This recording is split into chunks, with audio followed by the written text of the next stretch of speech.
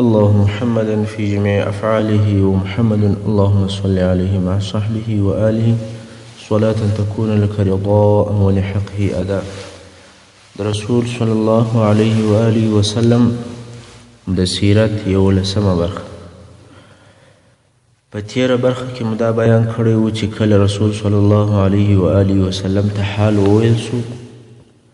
او د دوی د نزاع او د اختلاف سبب خو مخکې موږ ته معلوم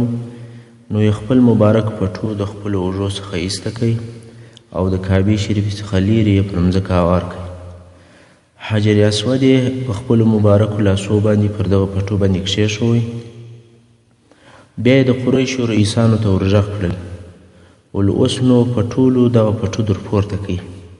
په دې پورته کولو کې د قریشو د هر شاخ مشر حصه واخیستل او حجر اسود یې د کعبې شریفې څخه لیرې چې هلته پروت و د هغه ځای څخه و کعبې شریفې ته نږدې راورسوئ. نو د قریشو د مشرانو څخه هر یوه دا فکر کوئ چې ما خو نو یو څه وکول. بیا نو په خپله رسول صلی الله علیه و آله وسلم حجر اسود د هغه پټو څخه واخیستی او د کعبې شریفې په بنا کې یې په خپلو مبارکو لاسو پر خپل ځای کښېښوی. اوس نو هغه څوک چې حجر اسود یې پر دغه ځای کښېښوی هغه رسول صلی الله علیه و آله وسلم او د رسول صلی الله علیه وسلم په حکمت سره هغه د اور لګېدلې پیل ته ایسته سول. قریشو په داسې ډول د قتل او قتال څخه وساتل سول چې هر یو خوشحاله و. دا هغه مهمه واقعه وه چې د رسول صلی الله علیه و آله وسلم په ژوند کې تر واده کولو وروسته او تر بعثت دمخه پیښه سول چې په دغه وختو کې د رسول صلی الله علیه و آله وسلم عمر 15 کاله و. نو نور د رسول صلی الله علیه و آله وسلم ژوند په عادي ډول سره تېرېدی او کومه خاصه واقعه نه ده پیښه سوې. اوس به د کعبې شریفې د بنا او جوړېدلو څه تاریخ درته بیان سي. کعبه شریفه په ټول تاریخ او زمانه کې په یقیني ډول سره فقط 4 واره جوړه سوې ده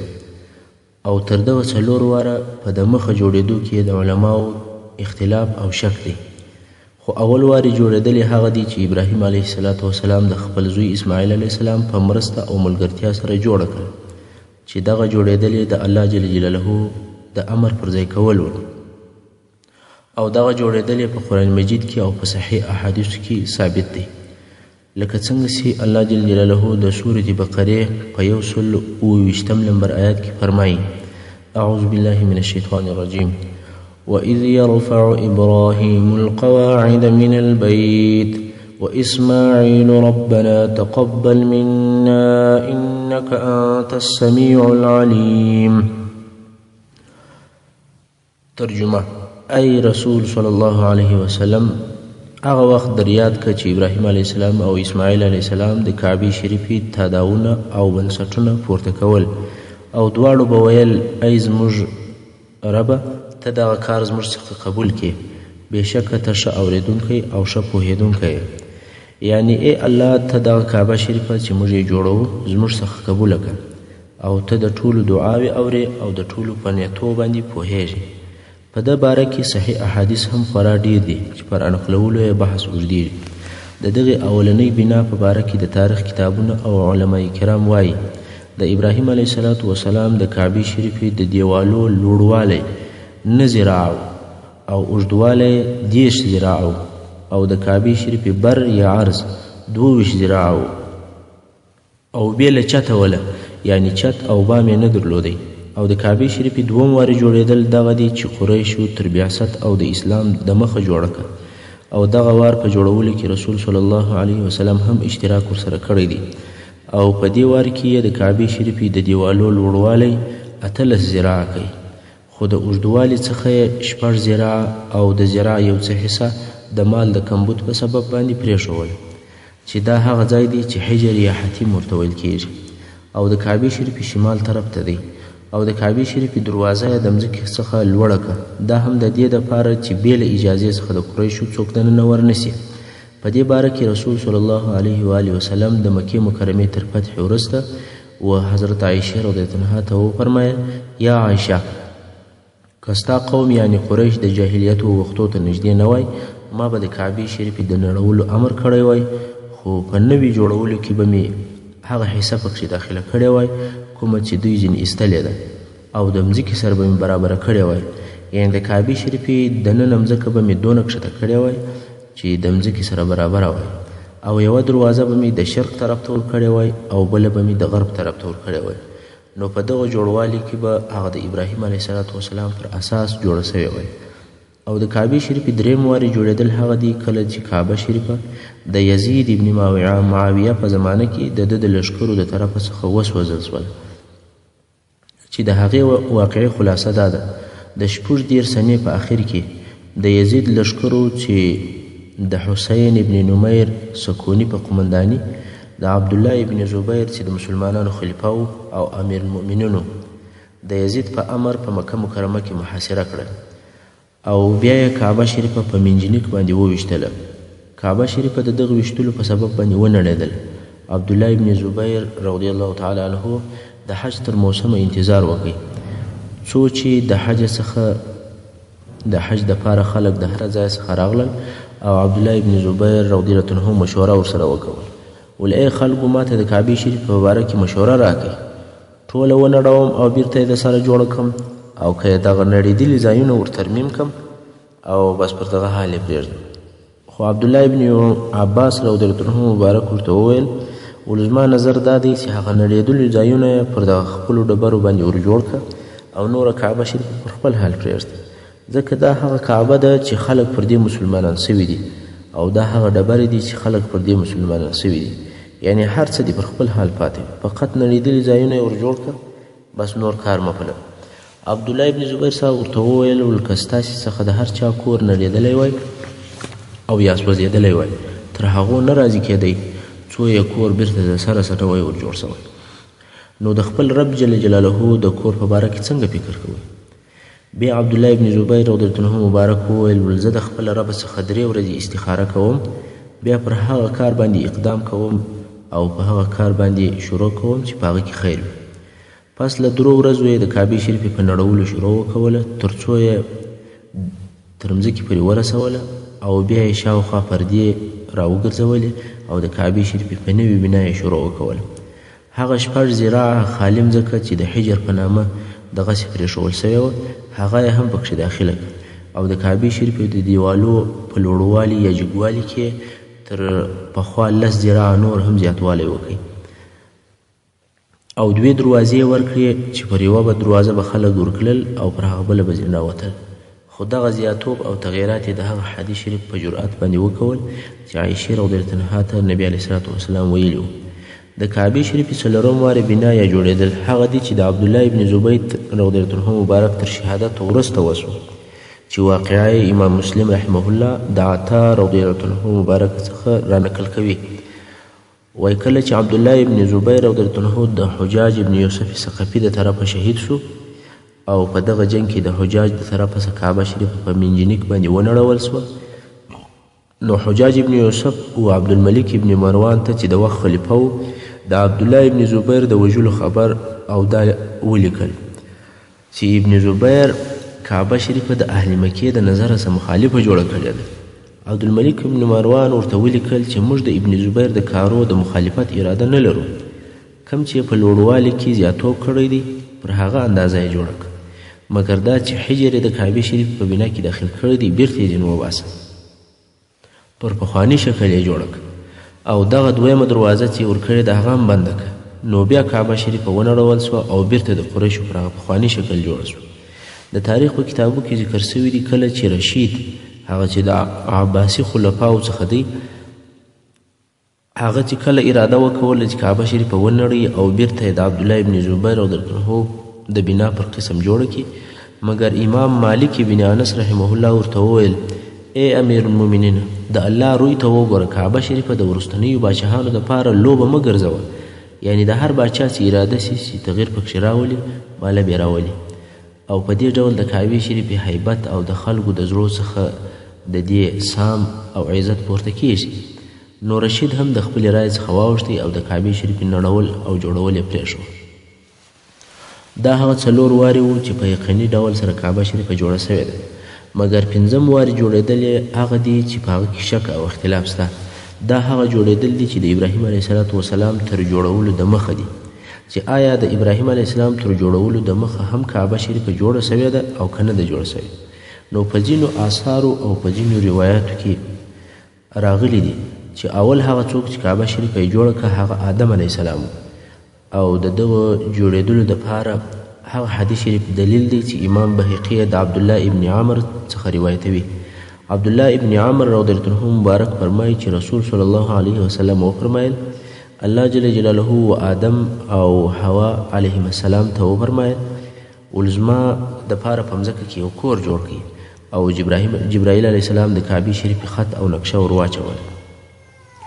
نو آدم علیه السلام ځکه وکیندله او حوا علیه السلام یې خاورې او ډبرې نقلولې تر څو چې اوبو ته ورسېدل. د کښته سږغ پر وسو چې یا آدم بس ده او بیا یې کعبه شریفه جوړه کړه. د الله د طرفه وحی ورته وسوه چې طواف پر وکړه او ورته وویل سول چې ته اول انسان او دا اول بیت او کور دی. بیا نو وختونه تېرېدل تر څو چې نوح علیه السلام د کعبې شریفې حج وکړي. بیا وختونه او قرنونه تېرېدل څو چې ابراهیم علیه السلام دوم وارې دیوالونه پورته کړل او بیا یې نوې جوړه کړه. خو امام بهقي د حدیث شریف په آخر کې وایي چې د دغه حدیث په اسناد کې یوازې ابن لهیعه سته او ابن لهیعه ضعیفه دی چې په ده سره حجت او دلیل نشي نیول کېدلی. او هلته نور روایت هم سته چې په معنا کې دغه د بهقي و روایت ته نږدې دي خو هغه ټول روایتونه د ضعف څخه خالي نه دي. داسې روایت هم شته چې وایي اول هغه څوک چې کعبه شریفه یې جوړه کړې ده هغه شیس ابن آدم علیه السلام دی. اوس نو که دغه ضعیفه روایتو ته اعتبار ورکړل سي نو کعبه شریفه په ټول تاریخ او زمانه کې 15 وارې جوړه سوې ده. خو ښه او بهتره خبره به دا وي چې پر هغه باندې موږ اعتماد وکړو چې په یقیني سره ثابته وي. هغه دا چې کعبه شریفه 4 وارې جوړه سوې ده لکه د مخه چې وضاحت یې وسو او بې له دغه 4 وارې جوړېدو څخه به علم و الله ته پرېږدو. هو په وروستو وختو کې په مختلفو وختو کې څو وارې د کعبې شریفې تعمیر په هغه کې قسم ترمیمات او اصلاحات سوي دي خو یو مخ د سره جوړېدلې بل وارې په یقیني ډول نه دي معلوم. د رسول صلی الله علیه وسلم خلوت او تنهایی خوښېدل. نو څه موده وروسته او تر بعثت 3 کاله د مخه رسول صلی الله علیه و وسلم د خلکو د باندیني ژوند څخه تنګ و.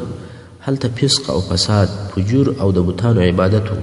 خو د رسول صلی الله علیه وسلم او د قوم په منځ کې ډیر فرق و او ډیر لرېوالی موجود و. ځکه نو رسول صلی الله علیه وسلم ته تنهایی او فکر کول او د الله عبادت ډیر خوښ وګرځېدی. دا عبادت چې کوم نبی علیه الصلاة وسلام په دې وخت کې کوي دا د فکر عبادت و. نو څه وخت تر مابینځ به د څو ورځو او شپو دپاره غار حرا ته ولاړی. غار حرا په جبل نور کې یو کوچنی غار دی.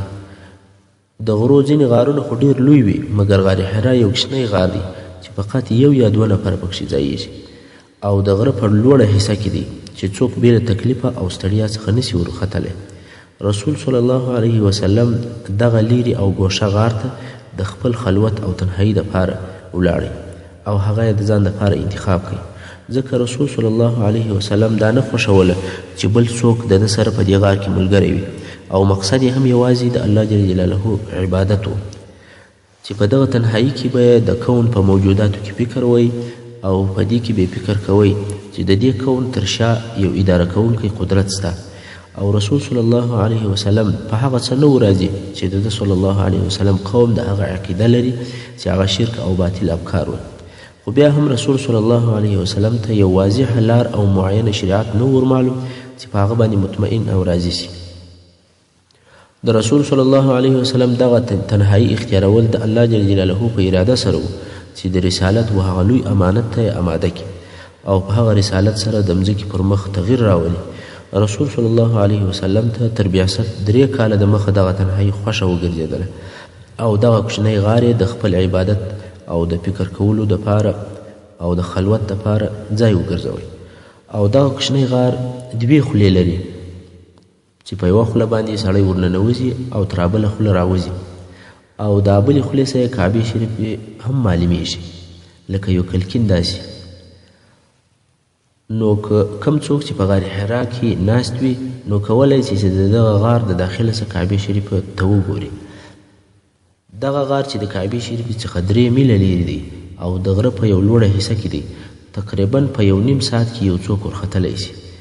نو تاسې فکر وکړئ چې رسول صلی الله علیه وسلم به څونه ګرځېدلی وي او د ځان او د عبادت کولو دپاره به دغه ځای په ډېر تکلیف سره پیدا کړی وي. رسول صلی الله علیه وسلم به په دې غار کې د تفکر عبادت کوئ او کعبې شریف ته به یې کتل. هر وخت چې به د دغه غار څخه د څو ورځو د شپو دپاره هلته پاته کېدی او دا یې خوښه وه چې په رمضان په میاشته کې ډېر په دې غار کې واوسېږي. خو په هغه کال کې چې تر بعثت د مخه رسول صلی الله علیه وسلم په دې غار کې پوره 1 میاشته تېره کړه. په پخوا کې به پوره میاشته 1 میاشته هلته نه پاته کېدی، مګر د بعثت په کال باندې پوره 1 میاشته هلته پاته شو، ځکه د الله جل جلاله عبادت ډېر خوښ ورته وګرځېدی.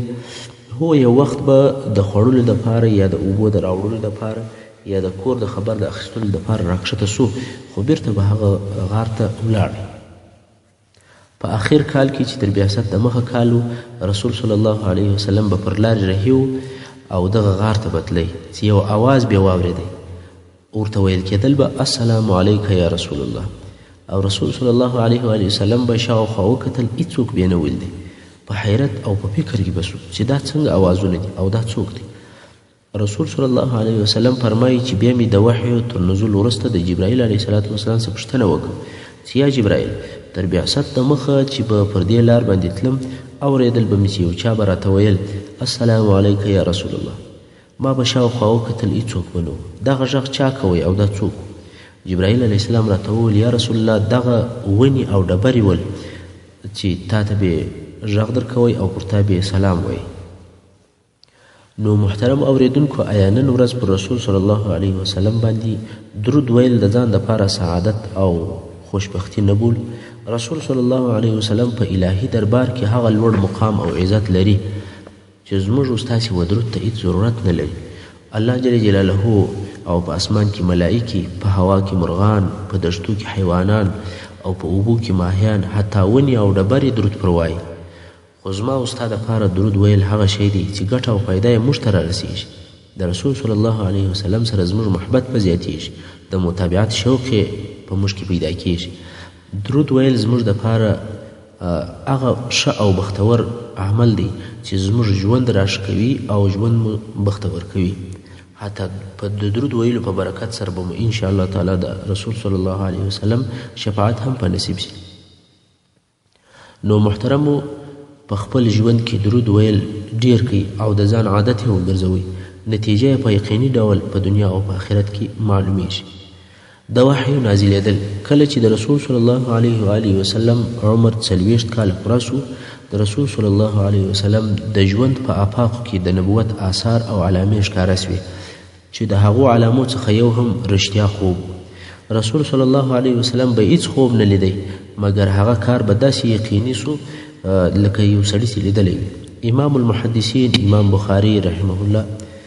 د حضرت ام المؤمنین عایشه رضی الله عنها څخه روایت کوي، وی اول هغه شی چې رسول صلی الله علیه وسلم ته په هغه سره وحی شروع سوه هغه الرؤیا الصالحه الصادقه، یعنی صالح او صادق خوب. هیڅ خوب به یې نه لیدی، مګر هغه به داسې پیښ او واقع سو لکه روښانه سهار. نو رښتیا خوب د نبوت د علامو او د حصو څخه دی. څو پر دغه کیفیت باندې چې نبی علیه صلات وسلام 6 میاشتې پاته سو. تاسې ته معلومه ده چې د نبوت ټوله موده او زمانه 23 کاله ده، نو دغه صادق خوب د نبوت 40 حصه بلل کیږي. الله جل جلاله دغه رښتیا خوبونه هغه چاته ورکوي چې د الله جل جلاله خوښه وي. کله چې په غار حرا کې د رسول صلی الله علیه وسلم د خلوت او تنهایی 3 کال او د رمضان مبارک میاشت وه، د الله جل جلاله دا خوښه او اراده سوه چې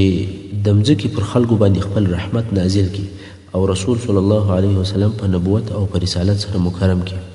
څو هغه معینه ورځ راله چې یوازې د مسلمانانو تاریخ نه بلکې د بشر تاریخ ته او د ټولې مځکې د مخ تاریخ ته تغیر ورکوي. که موږ دغه ورځې ته فکر وکړو او حساب ورته وکړو، په دلایلو او په قرائنو دا ممکنه ده چې دغه مبارکه ورځ معینه کړو. دغه ورځ د دوشنبې ورځ وه او د روژې د میاشتې 21 تاریخ و چې دا د 1410 میلادي کال د اګست د میاشتې 10مه ورځ وه. او د رسول صلی الله علیه وسلم عمر په دغه وخت کې په قمري حساب سره پوره 40 کاله او 6 میاشتې او 12 ورځې او په شمسي حساب سره 10 کاله 19 کاله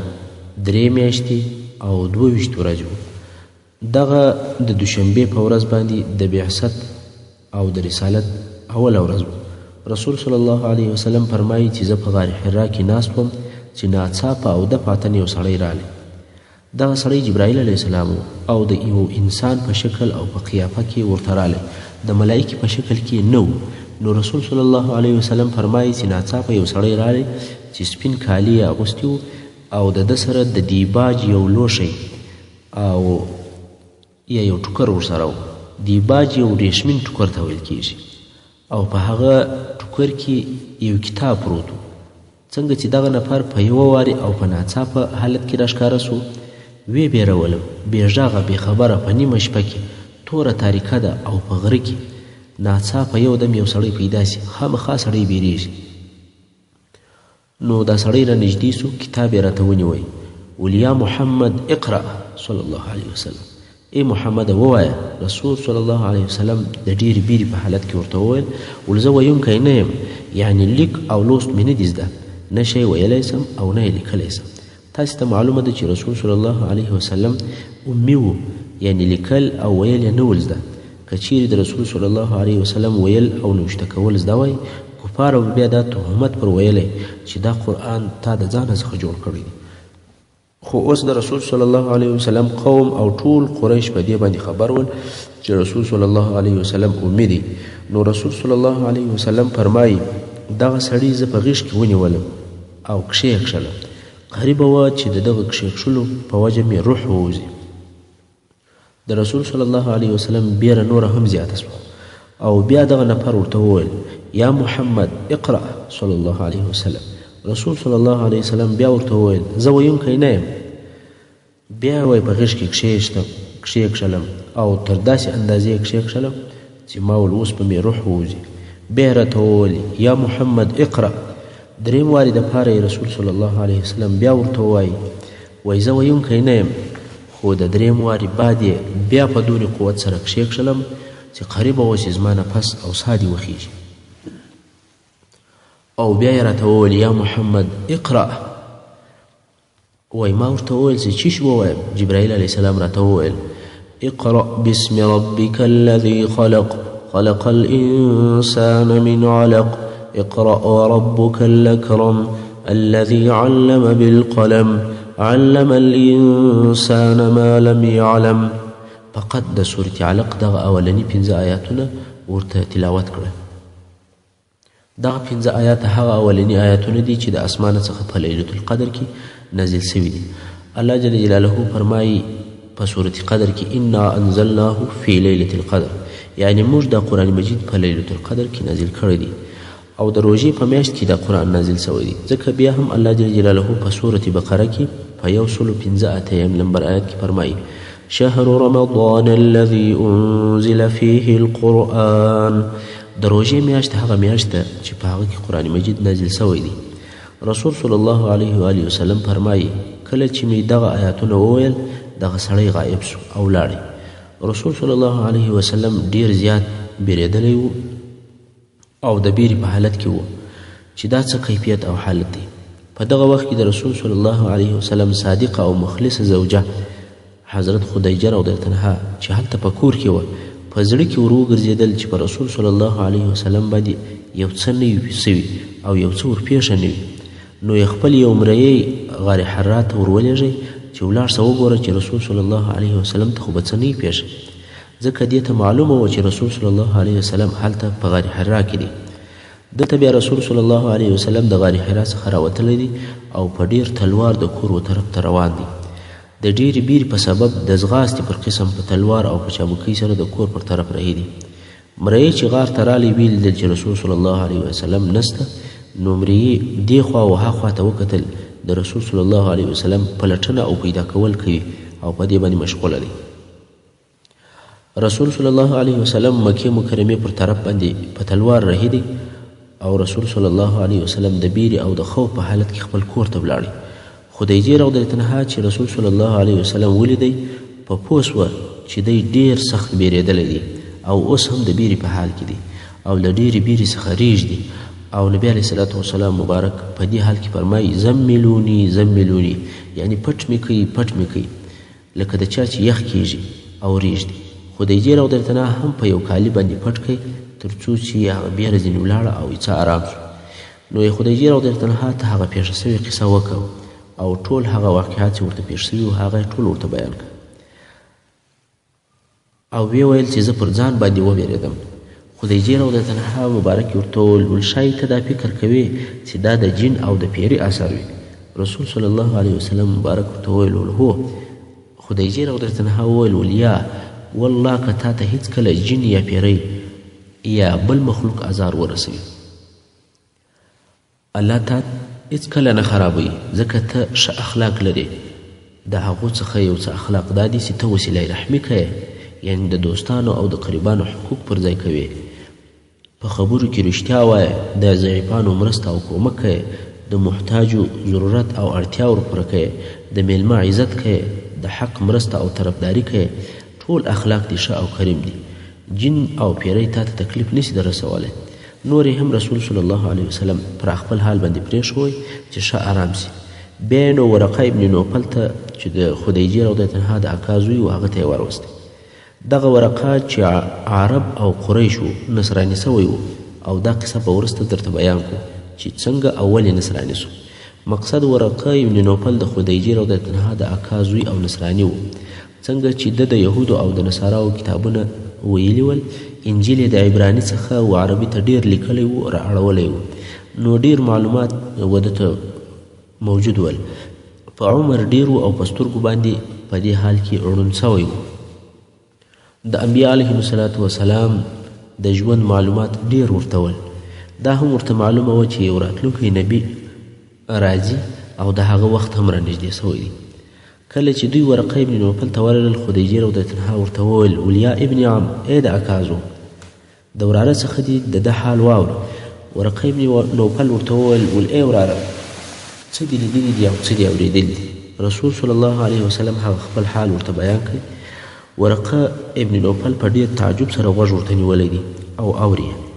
ورقه ته چې د آسماني کتابو څخه د آخري نبي د راتللو معلومات او علامې ورته وې او هغه ټولې علامې په رسول صلی الله علیه وسلم کې موجودې وې نو په آخر کې په لوړ اواز سره وویل الله اکبر والله دا ناموس اکبر درته راغلی دی هغه چې موسی علیه السلام ته رااستول سوی و. ناموس اکبر د دې څخه مراد جبرائیل علیه السلام دی او د ناموس معنا ده د سر او د پټ راز ساتونکی چې د خیر او د مصلحت ښه رازونه پټ ساتي. او د جبرائیل علیه السلام یو نوم روح هم دی او یا روح القدس دی لکه په سورة مریم 19 نمبر آیات کې چې الله فرمایي فارسلنا الیها روحنا یعنی موږ مریم علیه السلام ته زموږ روح ورواستوی. د روحنا څخه مقصد جبرائیل علیه السلام دی. او په سورة قدر کې هم الله جل جلاله فرمایي تنزل الملائکة والروح فیها یعنی فلیلة القدر کې ملائکې او جبرائیل علیه السلام راکښته کیږي. دلته هم د روح څخه مقصد جبرائیل علیه السلام دی. خیر ورقه ابن نوفل ورته وویل والله ناموس اکبر درته راغلی دی هغه چې موسی علیه السلام ته راغلی و او عیسی علیه السلام یې په دې باندې نه کوي یاد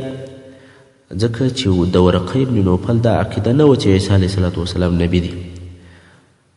نصارا پر 3 قسمه دي. یوه ډله یې وایي چې عیسی علیه السلام په خپله رب دی العیاذ بالله او بله ډله بیا وایي چې مرتبې او درجې 3 دانې دي. یوه د الله درجه ده او یوه د نبي درجه ده او د دغه 2 درجو په مابین کې یو بله درجه ده چې تر الله راکښته ده او تر نبي لوړه ده او عیسی علیه السلام په دغه درجه کې دی. د ورقه ابن نوفل عقیده هم داسې وه چې دغه عقیده نه پوره شرک دی او نه پوره توحید دی. نو ځکه ورقه ابن نوفل عیسی علیه السلام نه کوي یاد بلکې ول دا هغه ناموس اکبر درته راغلی دی چې موسی علیه السلام ته راغلی. او بیا دغه ورقه ابن نوفل یو عجبه خبره وکوله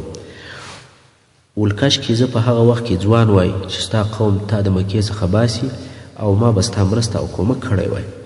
رسول صلی الله علیه وسلم په تعجب سره وویل ما به د مکې د ښاره څه باسي